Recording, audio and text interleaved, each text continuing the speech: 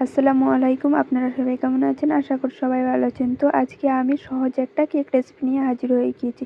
আর এই রেসিপিটা খুব সহজেই বাড়িতে বানিয়ে নিতে পারবেন। আর বেশি কিছু উপকরণ লাগবে না। বাড়িতে ২টি ডিম আর ময়দা থাকলে হয়ে যাবে। আর আপনারা কিশমিশ আর বাদামি উপকরণগুলো বাড়াতে দিতে পারেন। আর এই কেকটা খেতে খুবই স্পঞ্জি হয়েছিল। অবশ্যই আপনারা একবার বাড়িতে ট্রাই করে দেখবেন। ২টো ডিম আর পরিমাণ মতো চিনি ব্লেন্ডারে ব্লেন্ড করে নিয়েছি। আর ১ বাটি তেল আর ১ বাটি দুধ নিয়ে আবার ভালোভাবে ব্লেন্ড করে নিয়েছি।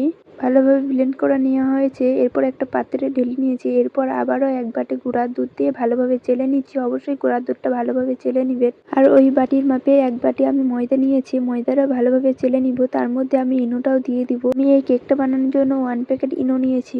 ইনোটা দেওয়ার পর ভালোভাবে চেলে নিবেন। আর অবশ্যই ময়দা আর দুধ ভালোভাবে চেলে নিবেন, তাহলে এই গুঁড়ি গুঁড়ি ভাবগুলো থাকবে না। আর আপনারা দেখতেই পেয়েছেন কত গুঁড়ি গুঁড়ি ভাব ছিল।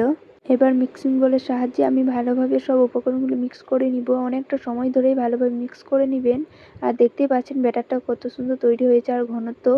এবার আমি ব্যাটারের মধ্যে কাজু বাদাম, কাঠবাদাম আর কিশমিশ দিয়ে দিচ্ছি। আপনারা চাইলে নাও দিতে পারেন। আবারও ভালোভাবে আমি ফেটিয়ে নিচ্ছি। অবশ্যই ভালোভাবে ফেটিয়ে নেবেন, তাহলে কেকটার মধ্যে কোনো ফাটা ফাটা ভাব থাকবে না। যে পাত্রে আমি কেক বসাবো সেই পাত্রে ভালোভাবে তেল দিয়ে দিয়েছি। এরপর ময়দা ছড়িয়ে তারপর ব্যাটারটা দিয়ে দিচ্ছি।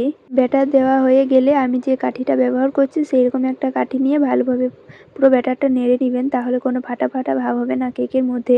এবার এই কেকের পাত্রটিকে কয়েকবার ট্যাপ করে নিচ্ছি। এর মধ্যে আবারও কাজু বাদাম, কাঠবাদাম, কিশমিশ দিয়ে দিলাম। আপনারা চাইলে এটা নাও দিতে পারেন, কিন্তু দিলে একটু বেশি ভালো লাগবে। এবার আমি কেকটা তৈরি করার জন্য বড় মাপের একটা হাঁড়ি নিয়েছি। তার মধ্যে একটা স্ট্যান্ড বসিয়ে কেকটা বসিয়ে দিলাম। ১ ঘন্টার জন্য আমি ভাপ দিয়ে দিয়েছিলাম। আপনারাই দেখতে পাচ্ছেন কত সুন্দর কেকটা তৈরি হয়েছে। অবশ্যই আপনারা একবার বাড়িতে বানিয়ে দেখবেন। আর আপনারা কেকটা ভাপ দেওয়ার সময় চাইলে হাঁড়ির মধ্যে বালিও দিতে পারেন। আমি এখানে কোনো রকম বালি দিইনি, তাও দেখতেই পাচ্ছেন কত সুন্দর কেক তৈরি হয়েছে। আপনারাই দেখেন কেকটা কতটা স্পঞ্জি হয়েছে। আর ভিডিওটি ভালো লাগলে চ্যানেলটি সাবস্ক্রাইব করে দিবেন। ভালো থাকবেন, সুস্থ থাকবেন। আবার দেখা হচ্ছে পরে ভিডিওতে।